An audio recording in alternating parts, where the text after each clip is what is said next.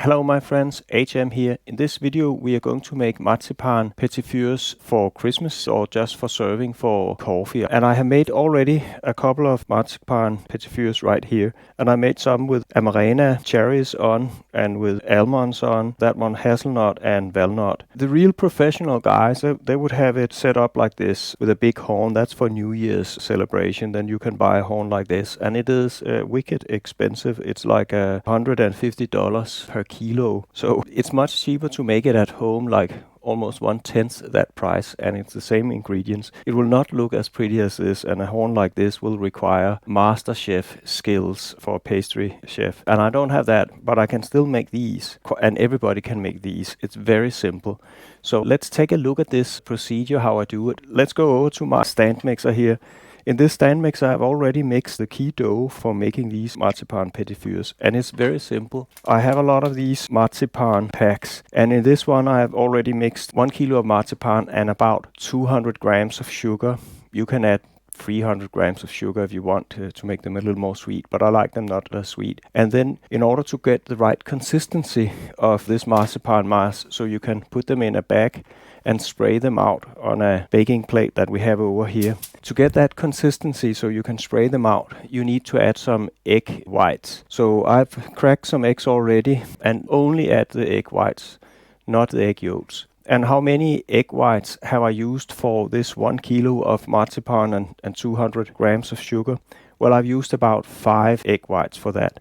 So that's about it, and then you know when it's ready. If I poke a finger in it, I easily sink in.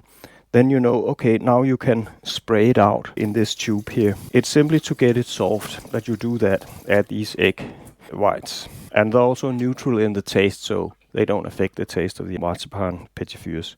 Okay, but let's get this out of the stand mixer because it's already mixed. And I'll show you how to fill up a bag here. So let me get my tools. We start by liberating this thing here from marzipan. We just do that quickly. The thing is, a lot of marzipan stick to the tools you use. So the more you make, the less marzipan you will waste when you do this.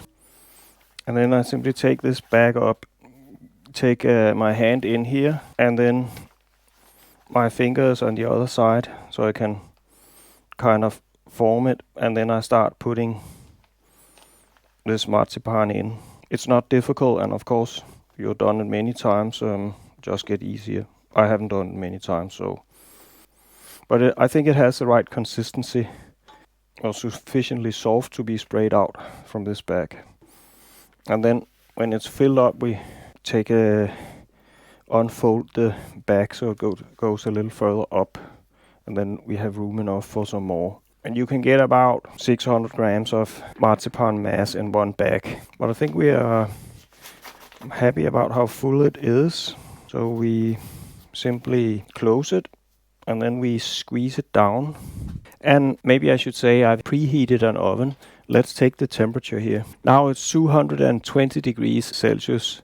That's 430 degrees Fahrenheit. That's a little bit too hot. I'll turn the heat down a little bit. Should be about 400 degrees Fahrenheit and 200 degrees Celsius. Okay, so here we have a baking plate and we have a sheet of baking paper. Now this baking paper will, once we start putting this on, it will kind of go up and down. So a little trick I have learned from the best is to put some marzipan paste on the thing here and then use that as glue for this baking paper to stick. Just put a little bit down.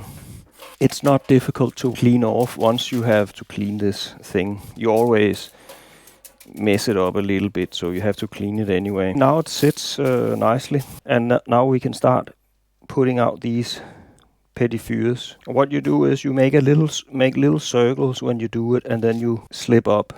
And you can see it's a good thing we put some glue between the baking plate here and the baking paper. As another little trick you can do with this bag is that try and split it up in two, so you have one bag here and then kind of split it up with a lesser bag here, and then squeeze it out from here then it's much easier to get it out. Don't try to squeeze here, then you'll have to apply much more force. And one more thing, make them small. If they're big, they're not as delicious. Just make them small so it's one bite in each petit four here. Okay, I finally completed the plate here. Now they have to get their toppings on. My absolute best is to put these Amarena cherries on. And you get a big glass of Amarena cherries in a syrup. And as you can see, there's no syrup down in this one because I've drained them. Here we have a full glass. It's full of syrup, and that's how they look when you get them new. But you drain that syrup out, and then you can reuse that syrup for making the most delicious ice cream that I have here.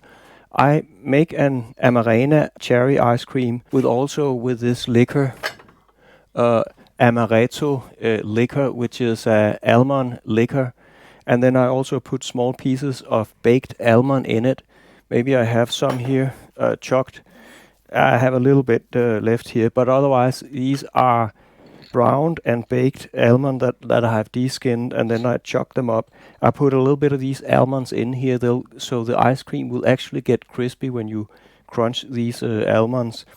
And then there's this liquor in it that will soften the ice cream, so it's actually soft from right out of the freezer at minus 19 degrees Celsius. It's the world's best ice cream, so it's super nice, and I have made a separate video for how you make these ice creams.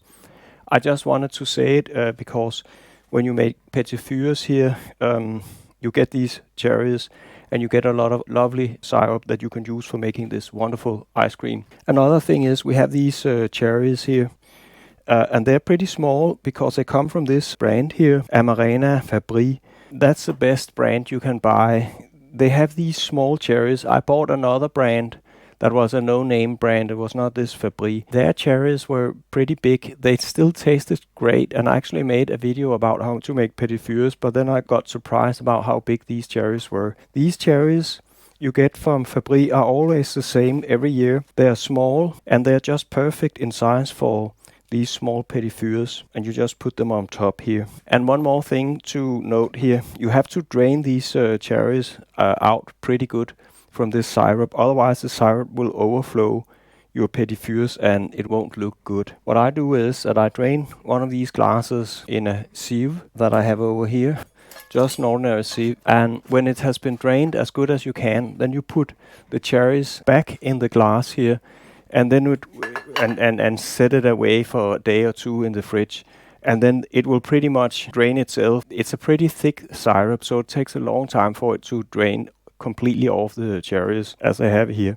And then you can simply pick up all the cherries from this glass, except from the bottom layer of cherries. They will still have a lot of syrup on them, of course. Use them for ice cream or something else. That's how I drain these cherries, so they're almost completely free of any residual syrup on them, which will be important for making these petit fours pretty. But otherwise, let's just get to it. Okay, I got the plate finished here with Amarena cherries on top of all of them. So let's get it baked here. I'll just drop it in the oven. So 200 degrees Celsius oven for about 10-15 minutes. But I'd rather say, how do you know when they're finished? Well, when they get slightly browned, then they are perfect and finished. And let's look at those I have here. It's actually a little hard to always nail it because you might be busy in your kitchen and you might forget a little bit about time. So I recommend you put a clock at 10 minutes and then you'll take a look at them, see how much, and then give it another 5 minutes if they need another 5 minutes, and then another 5 minutes. I would say a perfectly browned petit four is like this. Has to be browned a little bit and look like this on the bottom. You can see over here with the professionals doing it, they are slightly browned in the rills, and that's how they should be. That's perfectly browned. This one is too much. It has been browned too much. It's still not burned. So what happens when you do it like that is that they become like biscuits. These Italian hard, dry biscuits that give it a good crunch when you bite in them, and because they're made of pretty much the same thing, and the process is that you burn them for a long time in an oven at lower temperature until they get really hard. And also you should know that these petit fours are most delicious when they have been made early on. Because there's sugar in them, They kind of attract humidity from the air and then they soften up. And the crispiness that is super delicious wears off quite fast, actually. A day after, they're already less crispy. So try and make them as close as possible to when they will be eaten. That's my recommendation. You can also re-burn them in a hot oven, like 220 degrees Celsius, in order to get them crispy again. That's just a little tip. I wanted to show you how to do the next plate here. So I have some baking paper, and we just get that on the next plate here. Then you chop it off.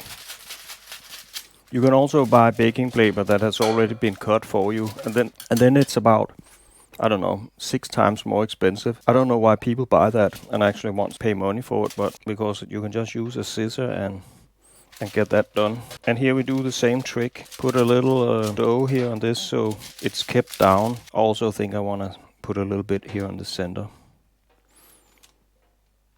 And don't worry, of course it will be burned completely, this little bit of marzipan that's down here. But you can scrape it off when you clean it. Take one of these steel brushes and then just give it a hard push on it and it goes right off in a few seconds.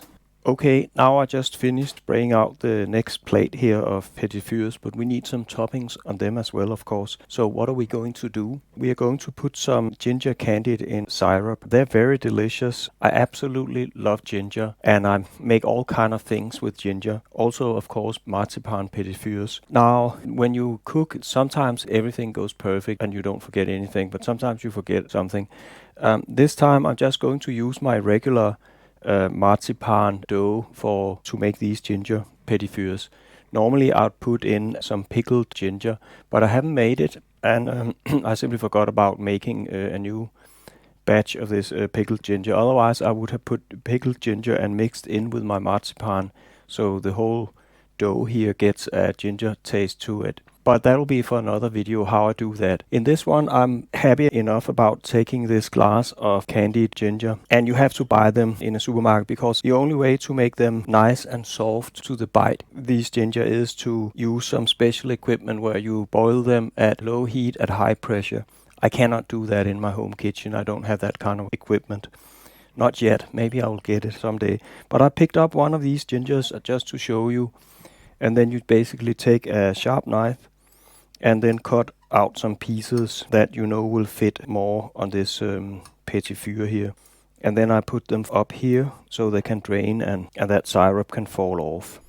And then we go over here. These are the pieces. I'm just putting them on. And they're delicious. And they don't get burned. This ginger doesn't get burned in the oven. Okay, and we are almost at the end of doing this. Anyway, now that's done. In the oven it goes. Same with the other one.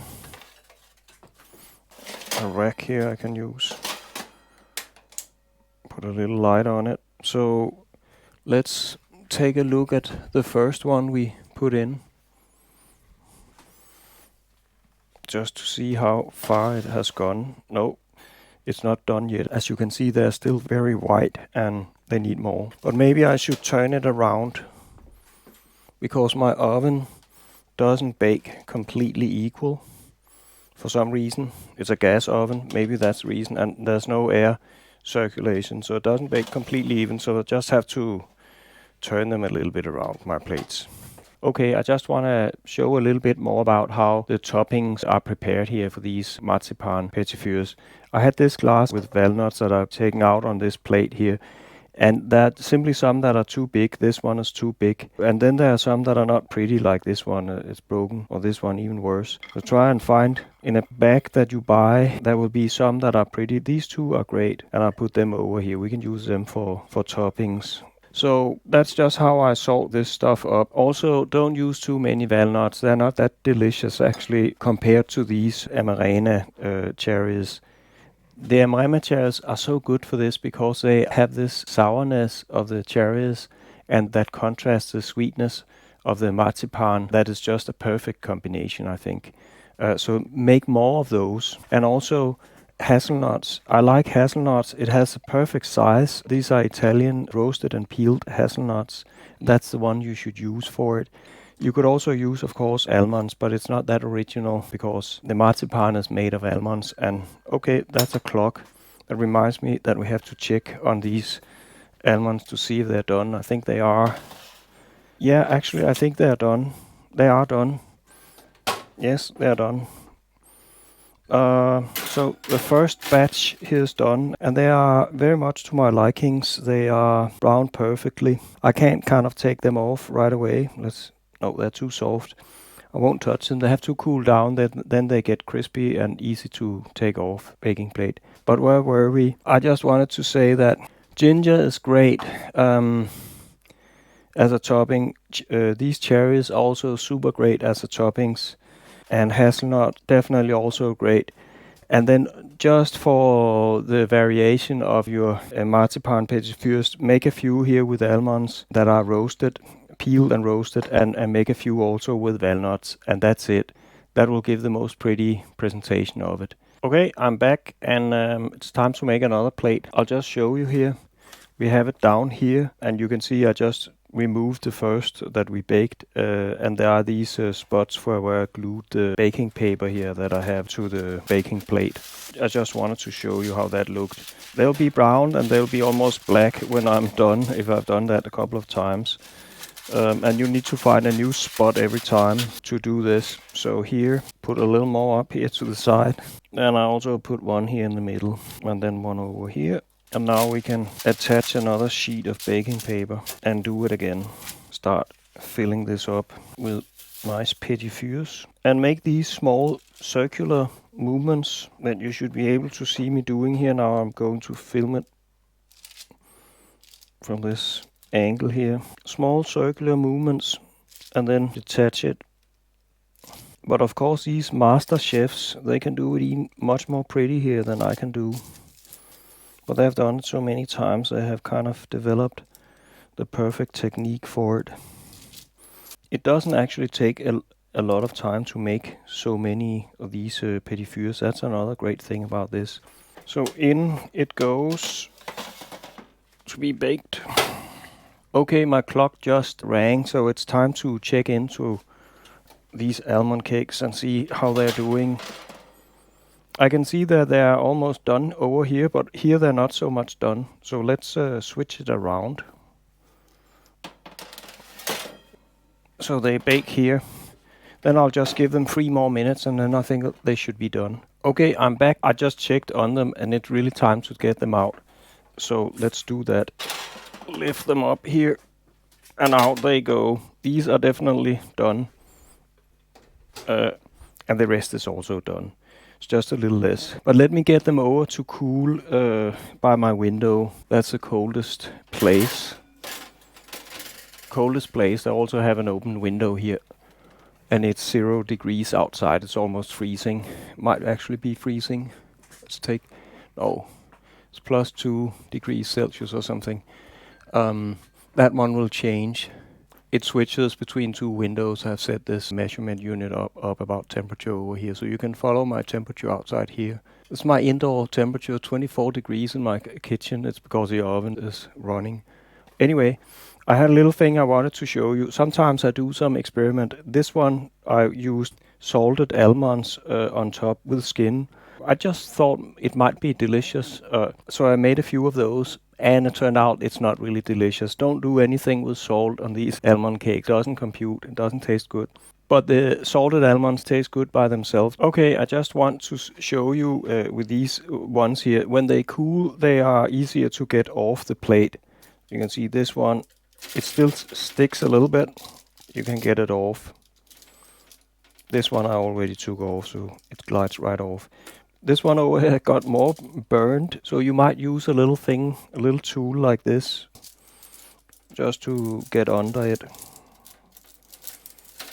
and take it off this way. I don't know why that one, it probably got stuck because it was right on top of one of these little glue things I prepared. Otherwise it just glide right off, no problem. Anyway, I'll be back when I have more to show. Okay, and now it's one of the final plates I will make. I'll make this one and then another plate more, and then we're done for today. Or for this Christmas, but not for New Year.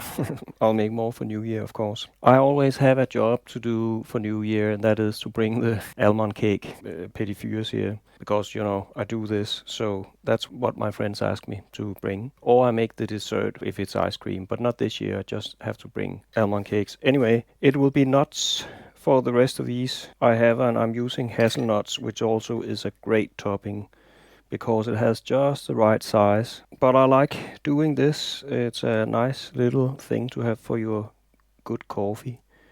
And by the way, I am going to talk about coffee also on this channel, because I'm a complete coffee geek, and I have a lot of things I can tell you about how to get your coffee even better. Is actually a drug. It's a narcotic, and I guess that's a narcotic that most people are addicted to in the world. But thank God it's not that bad for you.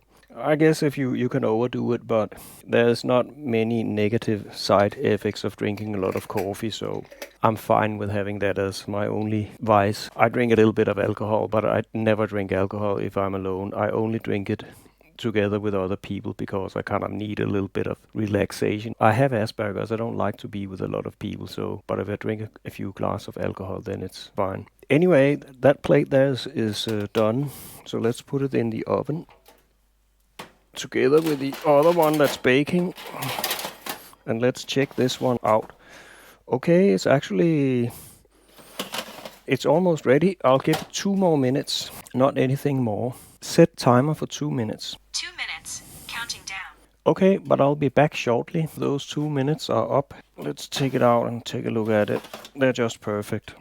Everybody is perfect. And I turned my plate around in my oven because it doesn't heat evenly, and now they're evenly baked, I can see. So that was perfect. Totally. That's how it's supposed to look, really, when it's done perfectly. So it goes over here for cooling, so I can make my last half plate, and I'll be back. Okay, this is the last plate. I thought it would only be half a plate, but apparently there was more in it than I expected. So I'm trying to use the very, very last here and just fill it up completely, because I don't want to bake another plate. Now we have to finish this up. Yeah, okay, that was the last. I can't do any more. And then it's just topping it off here. It'll just be nuts, all of it. I think we're done almost. Now we're done. Yes. 2 minutes. Set timer 2 minutes. 2 minutes, counting down. And I'll be back when they're ready. Okay, we're back here. Now it's time to take the second last plate out of my oven. Let's take a look at it. And yes, they're done. It comes over here for cooling. They look beautiful. But there's still another one here baking. That's not done. But I just brought in all the other ones I baked here so you can see them in all their glory. I think they're pretty beautiful. And also those over here with these hazelnuts and walnuts. Anyway, you know the drill. You know how to do this. And those that taste best are definitely the Amarena cherries on top. And I think they are followed by these over here with ginger in syrup on top. And then I think the second best ones are these with hazelnuts on it. And then I guess almonds and these walnuts are the fourth best of what I do here. But I think making a variety of all of them makes for the most pretty plate if you serve them in a nice bowl like this. If there's a little bit of everything in it, it looks the best. But I think I'll conclude my video here. All there is to say is the usual greeting. I wish you a comfortable and fulfilling life in freedom and democracy, and I hope that you do your share to fight for freedom and democracy in this world. We need that kind of fighters more than ever now that rulers like Putin and also China are trying to take our freedom and democracy away from us. China, maybe not directly, but there's plenty of evidence that they're undermining our democracy. We cannot trust them, and we need to have you could say, a friendly divorce with China, where we stop doing business with them in order to protect ourselves from a military point of view. We cannot get completely dependent on them, where we buy all our manufactured stuff in China, so that China ends up being able to dictate what we have to do and think in our part of the world, because that's what will happen next if we get completely mixed up with China. But I'm really more fearful of Russia. They want to come and take it all and militarily control us, and it doesn't seem there are enough people who are standing up against it. We need to arm Ukraine with whatever it takes to defeat the Russians in Ukraine and kick them back to Russia where they belong. And we should be armed here in Europe and Ukraine so much that Russia will never dare again to attack. We should also have nukes. We need to have nukes because Russia has nukes, and we need to have nukes all of our countries here in Europe, because we cannot count on America. I'm sorry to say it, but America can no longer be trusted. We don't know who the next president will be and whether it's just all about America and screw Europe, and I'm from Europe. We need our own nuclear weapons so we can say no to the nuclear threats from Russia and Iran and North Korea. We need our own response to that. The best way to avoid that kind of crisis and to avoid losing democracy and freedom is to get a strong army so nobody will dare to attack us and take away our freedom and democracy. That's all I have for this time. Goodbye.